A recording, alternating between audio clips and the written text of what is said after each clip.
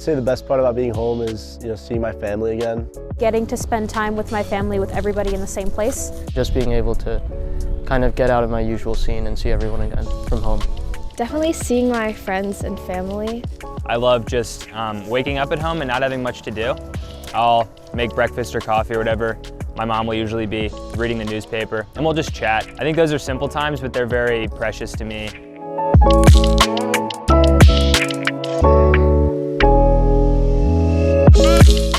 The most challenging part of being home is definitely having to readjust, being accountable to other people's schedules.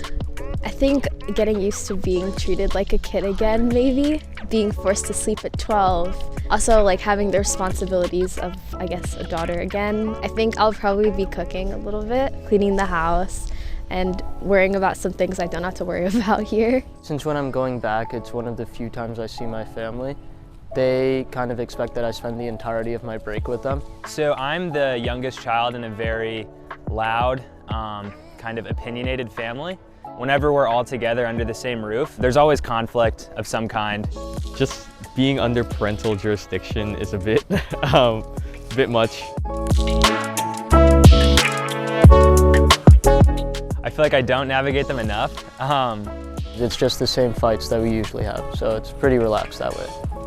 Despite all the challenges that we have when we're not together, we kind of make up for it in the time that I'm there, do a lot of fun stuff. It's not like I just go back there, sleep a couple nights and come back, there's always something planned, so I feel like that helps for sure. Definitely my mom's side of the family is way more involved with Christmas than I guess my dad's side of the family. If I have relatives or people that don't really know each other come over, it can be a little bit awkward. I guess hanging out with family that you don't know that well is pretty different than hanging out with friends that you know really well. So just trying to make sure that everybody gets along and everybody has a good time and something that they can enjoy that's at the event.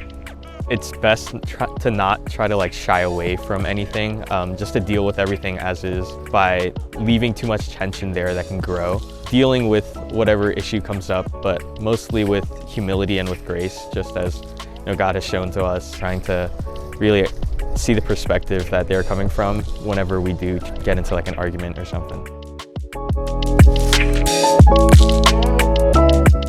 I'm Christian, I'm Pentecostal, and I would say there's a lot of variety in the levels of how seriously some people take Christmas versus other people.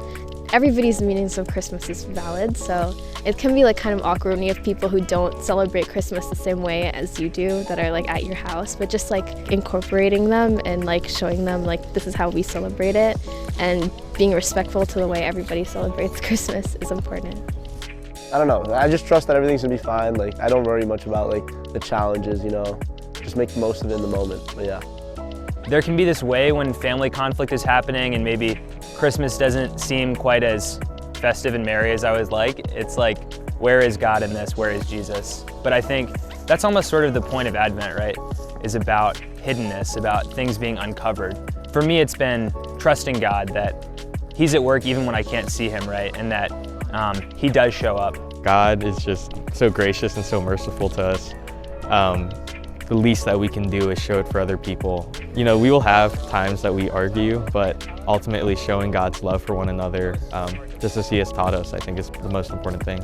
Oh, God is the reason why my family is so low conflict. My parents brought me and my brother up in really strong faith in the Lord. My parents have been one of the most important spiritual examples and mentors that I could have and that I'm very blessed to have.